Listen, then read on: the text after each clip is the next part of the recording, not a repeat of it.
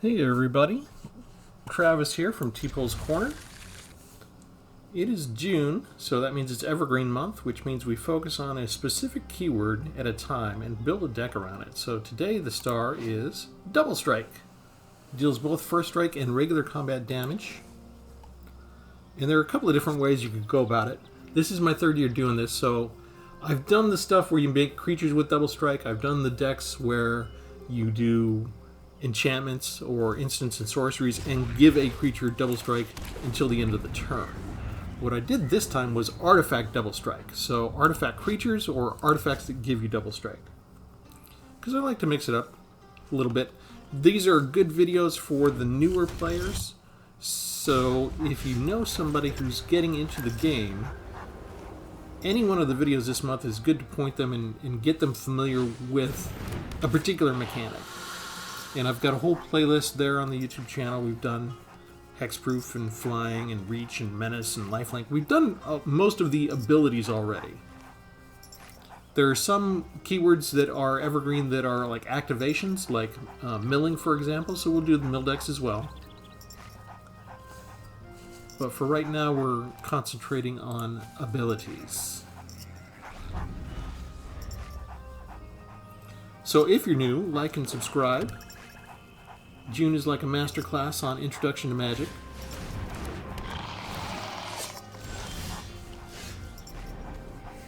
Let's see, other Phyrexians get +1/+1. Okay. What do I do? I feel like I want to get out the War Whip now. And we can attack. And I'm willing to trade off the Lizard Blades if they are. They can just bring that back if they sacrifice a token later. So you'd think they might be willing to trade. What are they willing to do?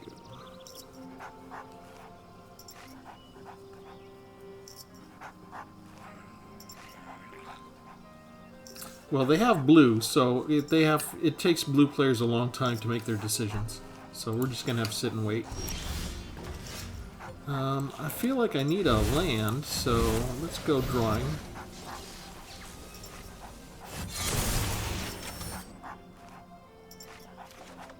Of course not.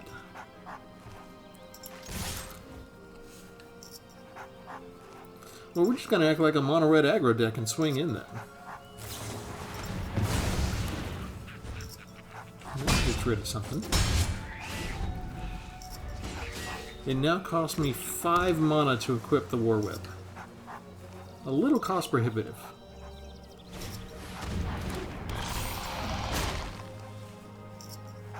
And that comes in at 5, which is bad for me. I guess let's go ahead and take out the Butcher first. We need to get the Sea Shark down within the range we can, and they just phase it out, which is gross. Gross for us, because I can't do anything against that. Of course they have 1 mana spells that will feed in perfectly with a flyer. This is how my entire day's gone, actually.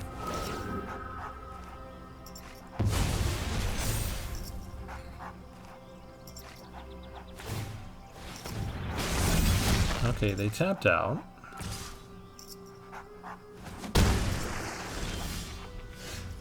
If they're gonna tap out, can I do this? Let's do 2 damage to you, 1 damage to everybody else. We'll at least get rid of the Grafted Butcher. And that's all we will do.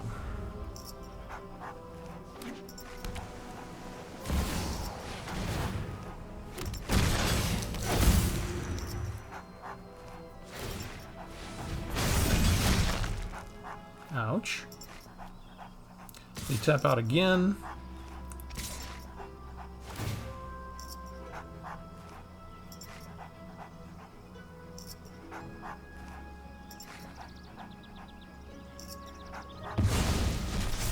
I don't have anything to get back into my graveyard, but we need to get rid of the scavengers now before it gets bigger.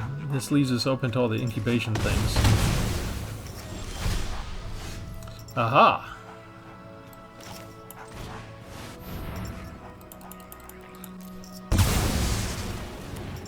That was helpful. Now you can bring this back, right? Sacrifice artifact or creature. But it can only be done as a sorcery, right?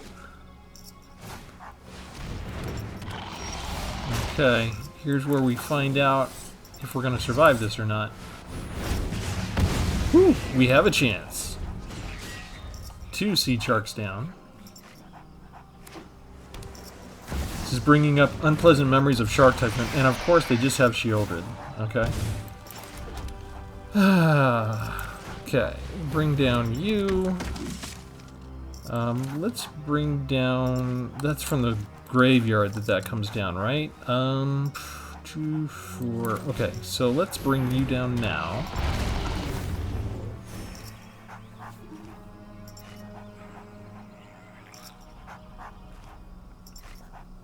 I need some help to take out Sheoldred. I can't do it with just the creatures I have on the floor.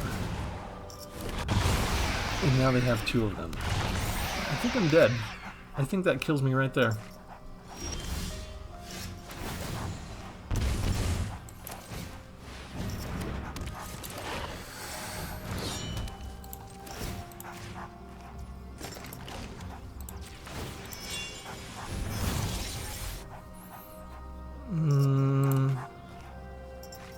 If I attack... No, let me get a chump blocker at least.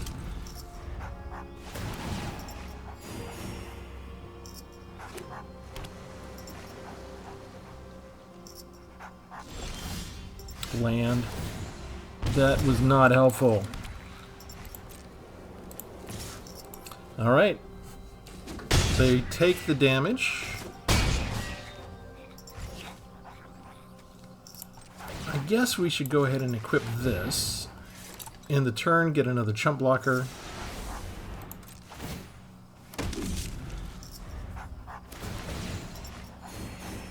I'm doing 8 points of damage and they get 4 back. The problem is they're just sitting there with it, right? Get rid of you.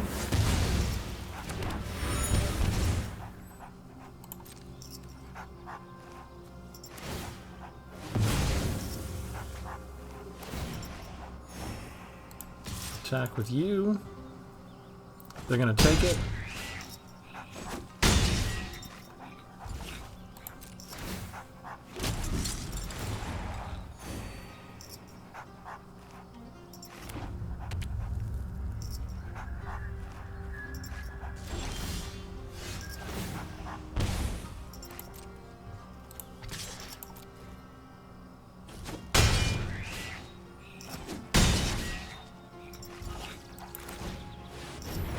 That's all we got. Okay, we beat 2 seed sharks and a token Sheoldred. What do you got left?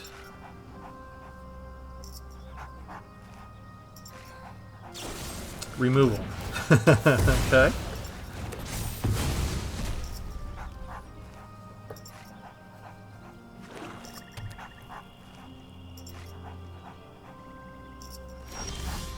Okay, I think we got him. We're down to 1. We can equip this here. That just gives us a regular 3/1, and we attack with everybody.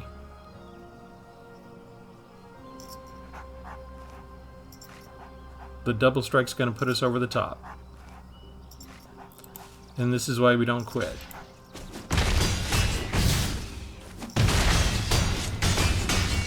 One life point, we beat Sheoldred. And the Seed Shark. It's good to be me. It's good to finally have a win. Let me go in and show you the whole deck. I say it's good to have a win because playtesting has been going horribly. I was thinking of putting a flyer in because you tend to do that to have a balanced deck, but the flyer I found had lifelink, and I'm trying to minimize the other mechanical terms in this deck. I'm trying to have mostly double strike. And so I left the flyers out, and they put me up against 2 Haughty Djinn decks almost back-to-back with perfect openings. and Seed Shark, of course, and another red-blue all-flyer weenie deck. So I've been going up against a lot of flyers as soon as I did the land-based double strike. Whenever I wasn't, I was up against like a Tally Breach deck or a Perfect Curve Phyrexian Obliterator equipped with 3 light fight spells, all in the first 7 cards. This type of thing. So even though I've been hitting them hard and I've been getting them low on life, I have been losing left and right. But we can win, and let me show you how. Let me start with Aster, Bearer of Blades. When it enters the battlefield, you look at the top 7 cards of your library. You reveal an equipment or vehicle card from among them, put it in your hand. Equipment you control is Equip 1. Now the reason that's important is because we have 4 copies of Bladehold War Whip. Cheap to bring down for 3, but to equip it costs 5. When we bring it down, we automatically attach it to a token creature rebel, and so we have a 2/2 with double strike. Not bad for 3 mana. If we lose that token or we want to switch it, it costs us 5 normally. But if Aster's down, it only costs us 1, so that's kind of cool. What else do we have to help us out? We've got 1 Meticulous Excavation enchantment. You can bring it down. You can return a target permanent to your owner's hand for only 3 mana. I like to use that with Lauren. This way I can destroy up to 1 target artifact or enchantment, and then I can use Meticulous Excavation, bring her back up. If I'm facing a whole bunch of enchantments, I can just recast her if they don't have removal. Also, for Meticulous Excavation, I can use it on the War Whip. If I lose my token, I can bring it up, cast it again, and get the 2/2 with first strike again. We have Eater of Virtue. This, whenever you lose an actual creature, tokens doesn't count because tokens will just disappear on you. But if you lose a creature that has something like double strike, the sword becomes imbued with double strike, and when you equip it, whatever creature you have next will have double strike. Fateful Absence, of course, to remove planeswalkers. 3 Lizard Blades, and they have double strike, and you can reconfigure so that any tokens that I have that don't have double strike will get it, which is very important for Baird. I have 2 copies of Baird, Argivian Recruiter. At the beginning of your end step, if you control a creature with power greater than its base power, you create a 1/1 White Soldier creature token. With things like Eater of Virtue out, it's easy to pump up Baird itself and get these 1/1 creature tokens. And then I can equip the tokens with Lizard Blades or Eater of Virtue and so on. 1 copy of Jor-Kadeen, first Gold Warden, does have trample. I tried to minimize other terms, but when I'm doing an equipment deck, I'm not going to shy away if they do have some other terms, okay? But for the newer players, we've done Death Touch and Trample together in a previous video. So if you're confused or too new to understand how Trample works, I'd advise you to go look at that one. Plus, we've still got the other older Trample decks as well from the previous 2 Junes. Since this is my 3rd year doing Evergreen month. So Jor-Kadeen, he has trampled 2/2. When it attacks, it gets +X till end of turn, where X is the number of equipped creatures you control. And if Jor-Kadeen's power is 4 or greater, you draw a card. It's easy to get his power up to 4, but he's a very big target for instant removal. Kala's Command has 4 choices. One of those is to give a creature double strike, as well as put a +1/+1 counter on it. If you don't have something like they did a board wipe, you can actually create an artifact creature token and then put a counter on it and give it double strike. Maybe it doesn't have haste and you can't attack at the same turn, but I like the fact that they gave you a card that, one of the choices might have been useless, but it's like, no, here, we'll give you a creature and then you can actually make it useful if you want to, if your heart is set on getting double strike. But the thing is, it's double strike just until end of turn. So it's really much more useful. It's kind of, you either need to have haste as a global effect on the board, or you need to have some other way to give this new creature haste if you're constructing it from the spell. We have Phyrexian Dragon Engine, something you don't normally see outside of red and black spells decks, but it has double strike, so it counts. And if I do have red, so I can unearth it and bring it back, and if I do, I could discard my hand and draw 3 cards if I need a redeal. Since I have red and white, I have red with a white kicker. Herloon Battleham deals 4 damage. If I can spend the kicker, I can gain 4 life as well. Against Swarm deck, Seismic Wave, 2 damage to any target, and 1 to each non-artifact creature target opponent controls. We covered the War Whips. Scuttling Butler, 3 copies of them. If I control 2 or more multicolored permanents, this is only good for combat on my turn. Scuttling Butler gains double strike until end of turn. So you're noticing a big change in the way that Magic has done double strike over the years as well, sort of just like Indestructible. Like, they went from having a bunch of creatures that just had indestructible, and now they have conditions and they give it to you until end of turn. And same thing here, you notice they're starting to do with double strike. They don't have double strike all the time, it just has it until end of turn. So I don't know if they decided that certain mechanics are just so powerful that they want to put some inherent limits on them. But we're seeing more and more of this where we get these evergreen mechanics and there's conditions to them. It could just be that they're tired of, they think they've exhausted a lot of the regular expected design space with having creatures that have just, here's a creature that has the mechanic.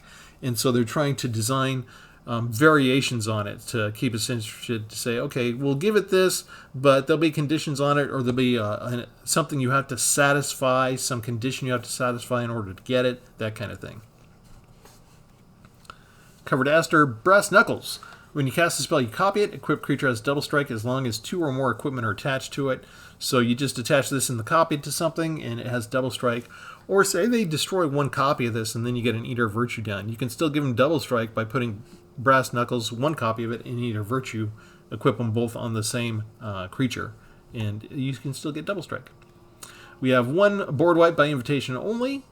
And we have Danitha, Benelius Hope. This is the other creature, like Jorkadine, it has Trample. This doesn't have double strike. It has First Strike, Vigilance, and Lifelink.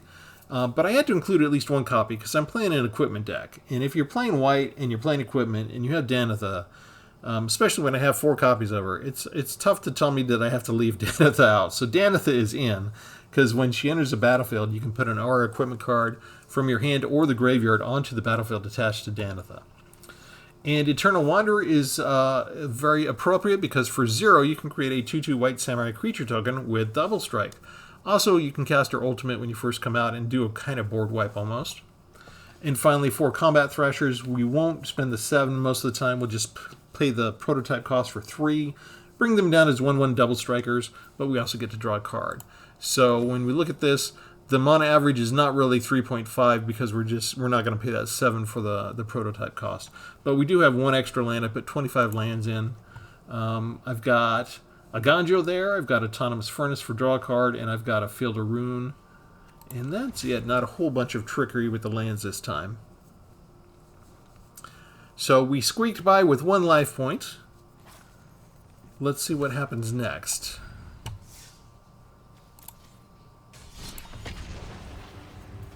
We've shown we can handle Sheoldreds. We can actually kind of handle Phyrexian Obliterators sometimes.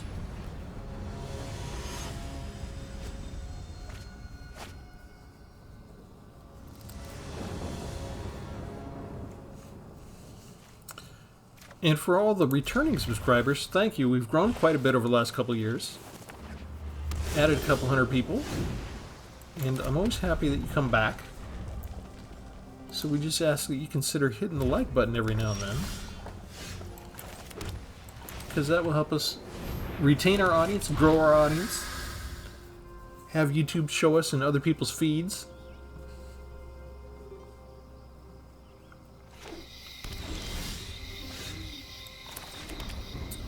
What do we want to do? I think let's just put out, they've got 3 colors already. No, this is a 5-color deck? Gross. They've already got access to any color they want. That's even better than New Capenna rules.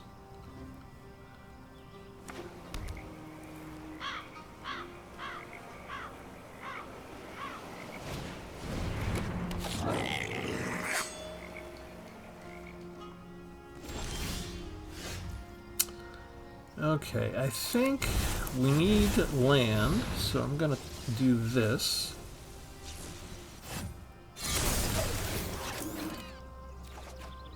That's not land. We'll attack with what we got anyway. I'm willing to trade off against Gorogoro. The question is, do they have a trick?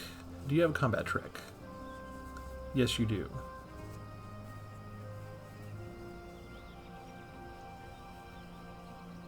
It's okay, I'd rather get it out of the way sooner while I'm resource constrained. Okay. So that's the type of stuff we have to worry about here. And now, because it can spend 5 and create the Dragon Spirit creature,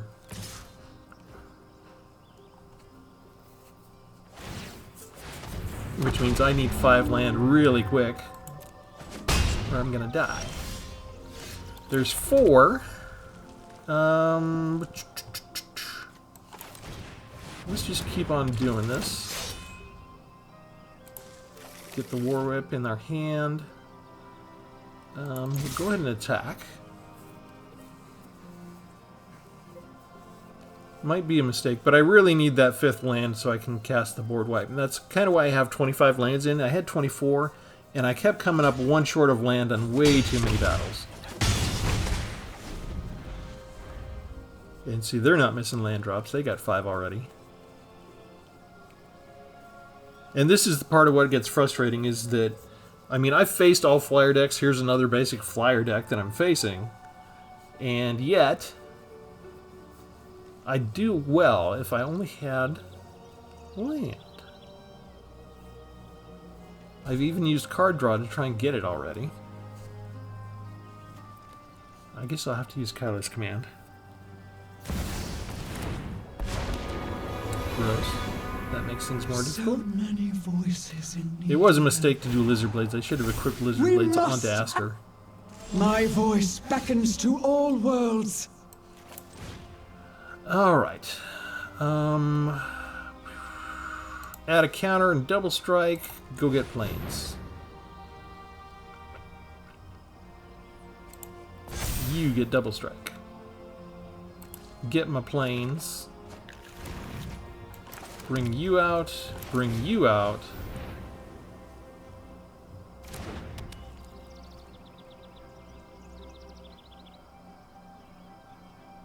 You don't have indestructible, right? You just have hexproof. Yeah. Alright, let's see if they want to chump block. You're gonna give up your dragon. Maybe because they just figure they can pay 5 and get another one back easy enough?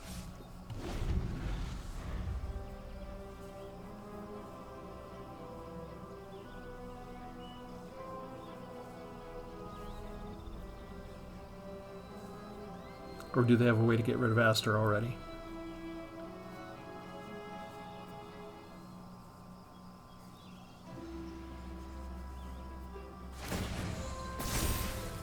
Yet another. Okay. Break free and fight! But if you tap it for land, if you tap it for mana to get another 5/5 dragon. Okay.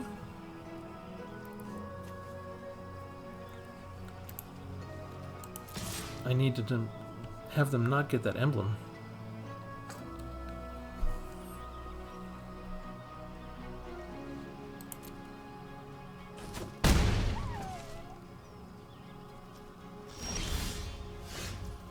Shoot. So...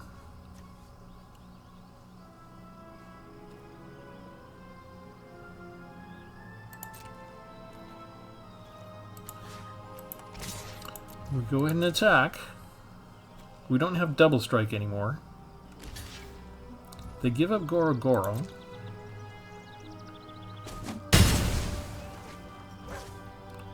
And what do I do with this? Let's try Danitha.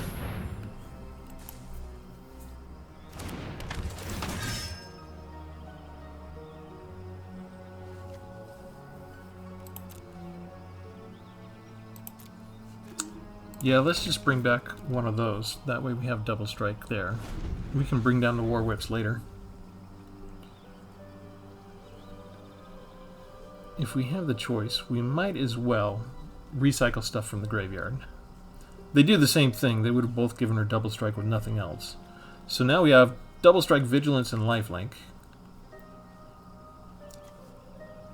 And if they just do a +1, we can get to them now, right? One way or the other. Oh,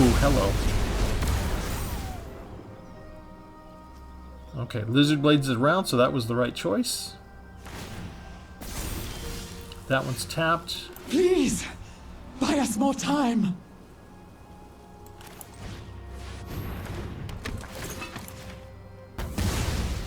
Get rid of you.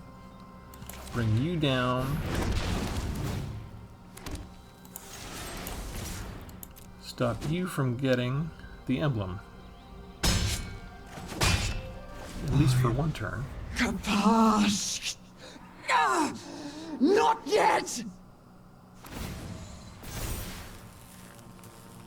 Allies everywhere. They would need one more Stand land with us. before I would have to worry about another farewell.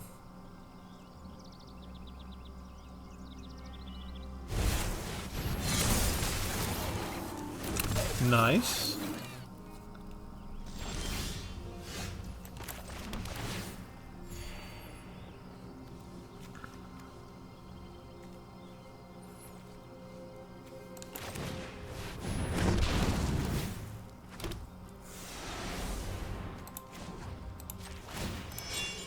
How about a double strike with vigilance?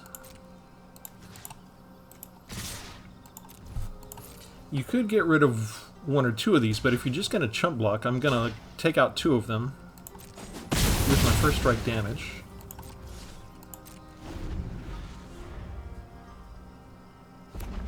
And this is where, if you can equip a Trampler with double strike, we could have actually gotten some damage over onto her. Please, buy us more time. Or them. Okay. What else you got? They got some nice powerful spells, right? Giada. Okay. Are you going to block all of them so that Ren can get the emblem? Or do you have more stuff?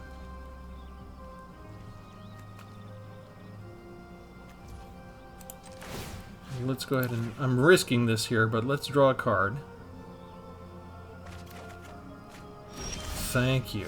Whew!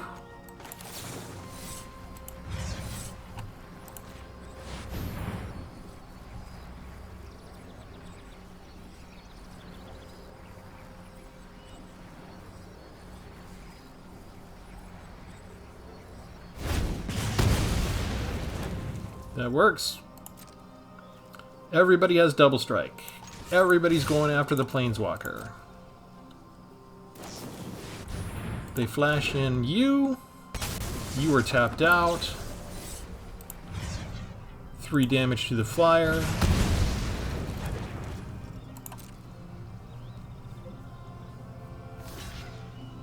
You lose the land.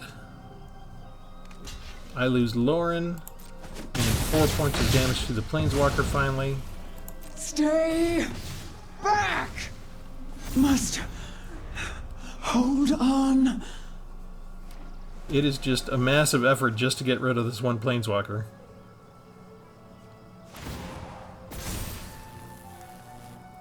My voice beckons to all worlds. Jetmir. Okay. Oh, nobody cares about that right now.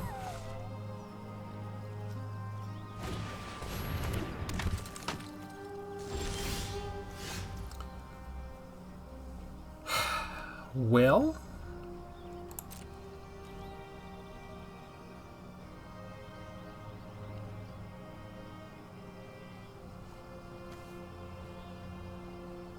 you tapped out.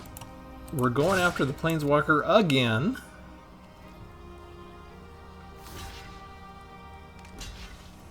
They're willing to make that trade.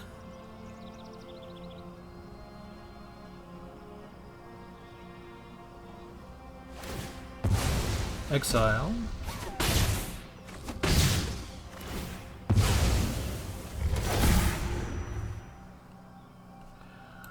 Oh, how does that work?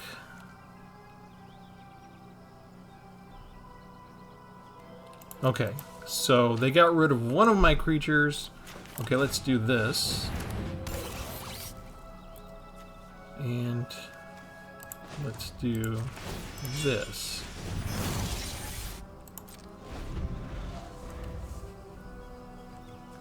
Unless they have another Melira ready, they can't do that trick twice. Allies everywhere. Stand with us. Shanna, that's a problem. Now they have lifelink.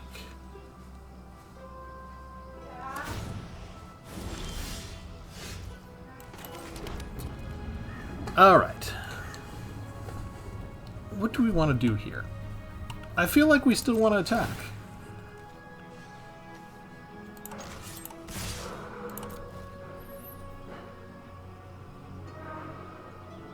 What are you going to give up?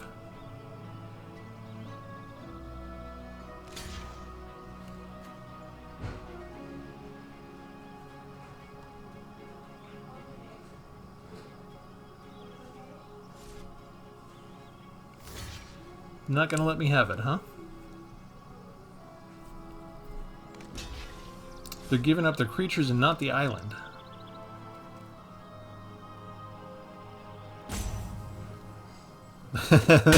They let me have the Planeswalker. Yes. Thank you. Is too mighty. Lose all your creatures.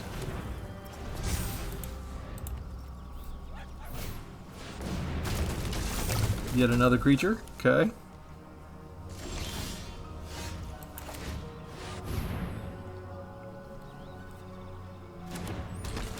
This is turning into an epic struggle. And I do a big old whiff. No equipment. Seriously?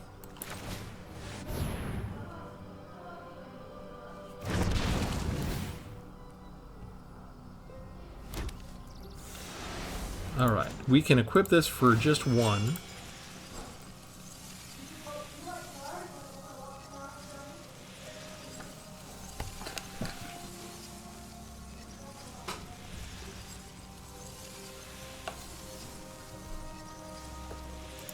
Oh, shoot. Come on. I need to choose the right equip cost for starters. Okay, they have enough. They have 2 mana open. They can remove and give it +2, right? I can't attack with that just yet. But my double strike means I can still do well. Let's see if they can pay. Oh, hello. Joda. Joda's a problem.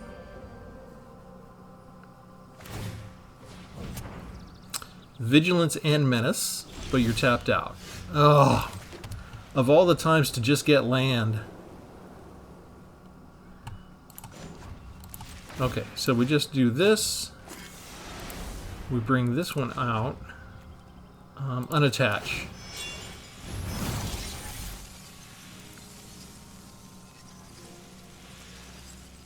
Come on. End the turn.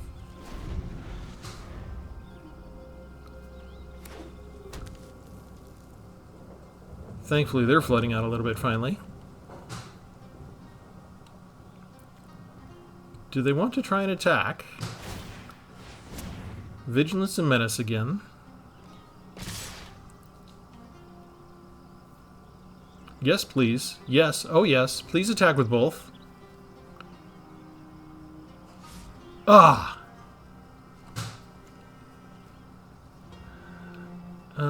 6, 7, 8, 9, 10, 11, 12? I have to block with everybody.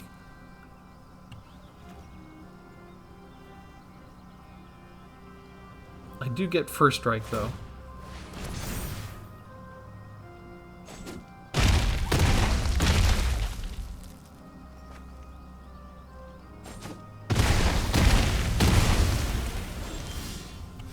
And I just fled out with land. Thank you, Magic. After all that effort. And they get that stuff. They get all their multicolor stuff. That's just perfect. And this is what I get.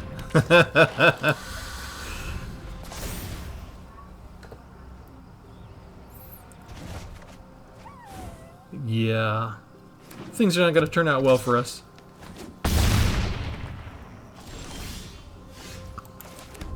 And we just flood out with land.